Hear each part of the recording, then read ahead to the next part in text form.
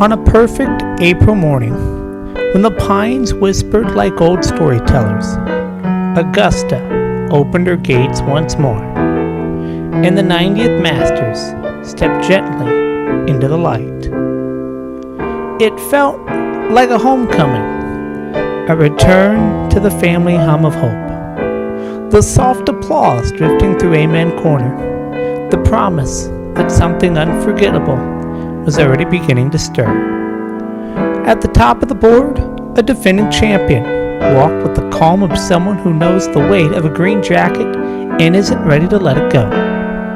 His swing, smooth as a Sunday hymn, left no blemish on the card and reminded us why history so often calls his name.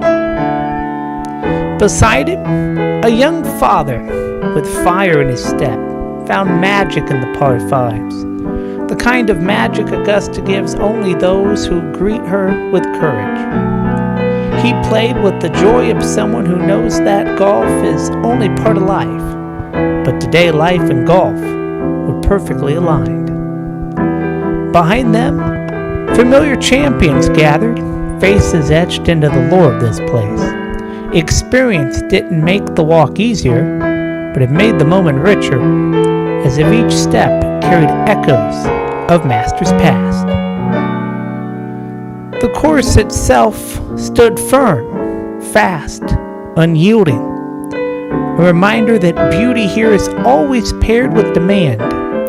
Every bounce, every breath of wind, every decision whispered, "Be patient, be wise." And then there was the 15th, that shimmering, treacherous stretch of water and will. Even legends felt its sting. But that, too, is Augusta, a place where triumph and heartbreak share the same patch of fairway. As the sun dipped low and the shadows stretched long across the 18th, the first chapter of this Masters was written, full of promise, full of wonder, full of that unmistakable feeling that we've all returned to where spring begins again.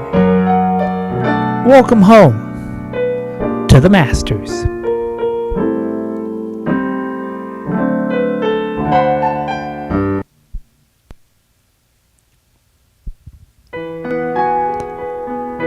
From the Augusta National Golf Club in Augusta, Georgia, we proudly present highlights of the Masters. Greetings on this Thursday evening. I'm Ryder Bullock.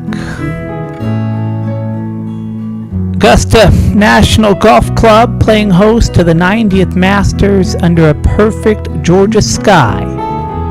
The opening round of the Masters delivered exactly what this stage so often promises: history, pressure, and a leaderboard already filled with familiar faces and rising tension. As the sun set on a pristine Thursday at Augusta, the first round of the 90th Masters is officially in the books. The storylines are already forming. The roars have already echoed through the Georgia pines, and the race for the green jacket is very much underway.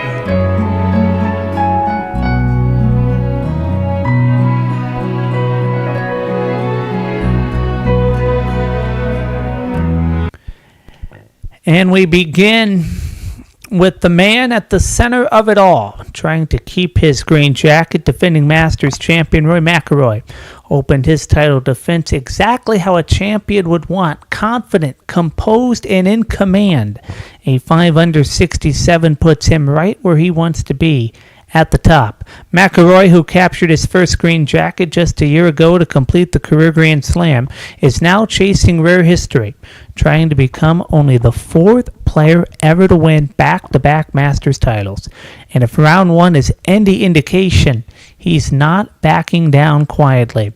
A bogey-free back nine, highlighted by a 33, showed the kind of rhythm that separates Augusta contenders from the field. The message is clear. The champion is still full of control of his story. Sharing the lead is Sam Burns, who delivered the round of his Masters career. Burns attacked Augusta's par 5 with precision and patience, going 5 under across those holes alone. The highlight came at the second, where Burns once again found comfort, a familiar eagle ground for him at Augusta National. For Burns, this isn't just about a hot start. It's about survival in a major championship environment where distraction comes easy. But as he reminded us, perspective matters. Golf is balanced with life at home, and that may be his quiet advantage heading into the weekend. Just behind the leaders, the board is stacked with experienced Patrick Reed, Jason Day, Scotty Scheffler, Shane Lowry, Xander Schauffele, and Justin Rose, all sitting within striking distance. And that's the key word here, experience. At Augusta, it doesn't guarantee success, but it guarantees familiarity with the pressure. Justin Rose summed it up best. Experience doesn't make it easier. It just makes it known. Firm and fast conditions. This is not a soft Augusta. No rain, firm fairways, and fast greens have turned this into a true examination of precision. Players are already talking about patience, discipline, and damage control. Shane Lowry called it one of the toughest setups in recent memory. And the numbers back it up. The scoring average jumped to 74.6, a full stroke harder than last year's opening round. This is shaping up to be a Masters that will not give anything away. The difficulty of the 15th is a moment that reminded everyone Augusta has always had teeth. Fred Couples, the 1992 champion, was rolling until the 15th hole. What followed was a shocking quadruple bogey 9 after 2 shots found the water. He wasn't alone. Others met the same fate on a hole that can change everything in a single swing. At Augusta National, no lead is safe and no round is ever fully secure because comfort is earned. Players learn it in the rhythm of the wind through the lobbly pines and the subtle turn of a green that never quite gives away its secrets. And the acceptance that here, precision always matters more than power, and the patrons, well, they've got their own routine too. Same hillside, same sight lines, same traditions that feel less like habit and more like belonging. And on this opening Thursday of the 90th Masters, there was a striking sense of deja vu on the leaderboard. Half a dozen of last year's top 10 found themselves right back in the fight after 18 holes of a warm, sun-soaked first round. Firm conditions demanded full attention from the very start. And with a dry forecast ahead, Augusta seems to be setting the stage for a week that will only grow more exciting. At the top, there was the unmistakable presence of the defending champion, Rory McIlroy, now a Masters winner and a career Grand Slam champion. Looked like a man playing with both freedom and authority. After a rocky start off the tee, McIlroy settled in and then surged, playing his final 11 holes in 5 under par to post a 67, joining Sam Burns at the top of the board. I think winning a Masters makes it easier to win your second one, McIlroy said. I was nervous. I was anxious, just like always on that first tee. But I kept swinging, trusting it would come. Behind him, a tightly packed group at 69 included Patrick Reed, Kurt Kitayama, and Jason Day, players who understand exactly what it takes to contend deep into the week. Reed in particular made early noise with a pair of eagles, reminding everyone how quickly momentum can swing around these 70,500 yards of Georgia fairways. Justin Rose, so close for so long at Augusta, saw a strong round slip late with bogeys on 17 and 18, finishing at 7 alongside Scotty Scheffler, Xander Schauffele, and Shane Lowry. For Sam Burns, it was a master class in restraint, choosing patience over aggression and trusting his caddy's steady hand. Around Augusta, that's often the difference between a good round and a great one. But as always, this place found ways to remind everyone of its edge. Two-time champion Fred Couples and former winner Jose Maria Olazabal both showed flashes of vintage form before Augusta's closing stretch delivered its familiar punishment. One moment inside the top of the leaderboard can quickly turn into damage control, especially when Amen Corner and the final holes begin to tighten their group. And that's the theme here. As Shane Lowry put it after howling out from 99 yards for eagle, you can hit good shots and still make bogeys. So as the sun sets on Thursday, nothing is decided, not even close. The leaderboard looks familiar, yes, but Augusta has long memory and an even longer week. And for those chasing history, whether for the first time or once again, the lesson remains the same. Stay patient, stay precise, and stay present. Because at Augusta National, the emotions may change by the hour, but the challenge never does.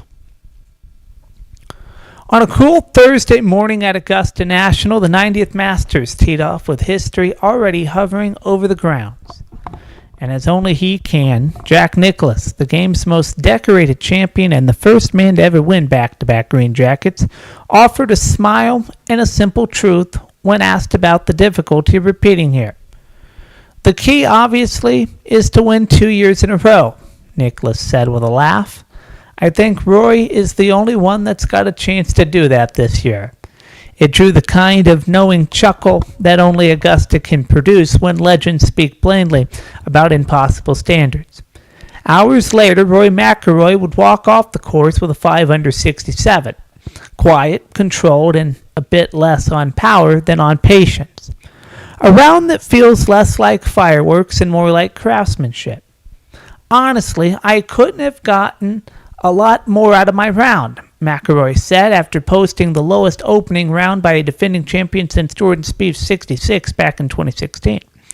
Remarkably, he becomes just the second player in the last decade to shoot 67 or better at Augusta, while finding 5 or fewer fairways, a statistic that speaks to survival as much as dominance. And yet, for all the wayward drives and pine straw detours, McIlroy never looked out of control. Not really. He shared the lead with Sam Burns when he finished, though the leaderboard still had plenty of movement ahead. But McIlroy wasn't chasing names or numbers at that point. He was studying something more familiar himself. I feel I leaned heavily on my experience out there, he said. Nowhere was that more evident than on Augusta's par 5s, the places where his length is usually the separator. Instead, it became an exercise in restraint. At the 8th, he reached in 2 and calmly 2-putted for birdie from 24 feet. At the 2nd, he escaped trouble with a wedge to 3 feet. At the 13th, out of the pine straw, he threaded a third shot to 14 feet and converted. At the 15th, behind trees, another recovery, this one to 29 feet, and another putt dropped. No hero shots, no unnecessary risk, just scoring. And as a matter of fact, during the broadcast, I said, he's doing phenomenal, considering he's not putting well. He's just scoring. He said, if I focus on the process and a little mini goals, not compounding errors, not trying to be a hero, thinking my way around the golf course, those are the expectations I have for myself. And those watching knew it wasn't lost on the field. Shane Lowry, a fellow Irishman and playing competitor, saw the surge coming even before McIlroy signed his card. He probably will kick on 4 in a row or something, Lowry said with a grin. It's great to see him up there. He's a hard one to beat. McIlroy, meanwhile, found himself in a place he doesn't often visit after Thursday at Augusta, the interview room, with the lead in perspective intact.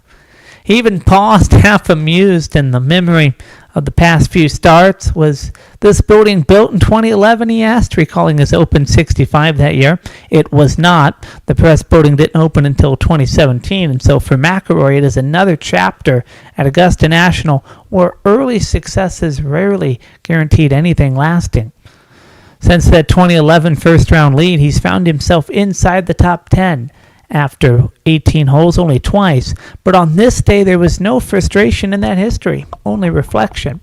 I used my head, and I got it up and down when I needed to, he said. It's a learning curve that you have to go through around here, and I did it well today.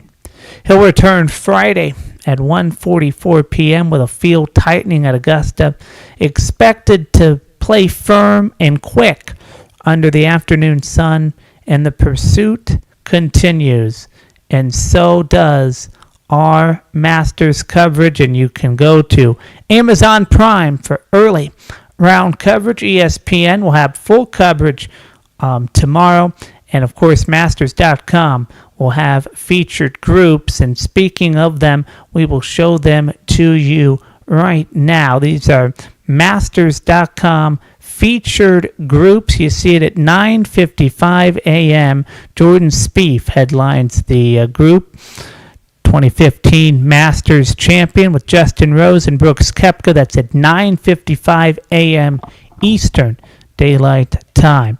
At 10:19, two-time Masters champion Scotty Scheffler tees off. Gary Woodland and Robert McIntyre also in the Masters featured group at 10:19 a.m. How about this one at 12:56 p.m.? Dustin Johnson, the 2020 Masters champion, with Shane Lowry and Jason Day, who played phenomenal today. And then 1:44 p.m. Eastern Time, defending champion Rory McIlroy tees off with Mason Howell, who's trying to go for the low amateur, and Cameron Young, who is playing top-notch golf. So those are the featured groups. Looking forward to tomorrow. And we have this to look forward to, our leaderboard. Look at this stacked leaderboard here. It is phenomenal as we turn our attention to it. Burns, McIlroy tied at 5 under. Then Kitayama, Jason Day, Patrick Reed, Shane Lowry, Xander Schauffele, Justin Rose, Scotty Scheffler, and Lee on the top of the page on this Thursday at the Masters.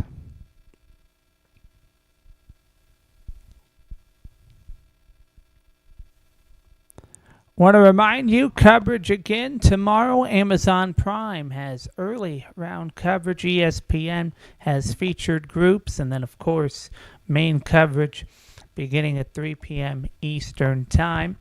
And then we'll be back here for Masters highlights. You don't want to miss the Masters. It is the greatest week in golf.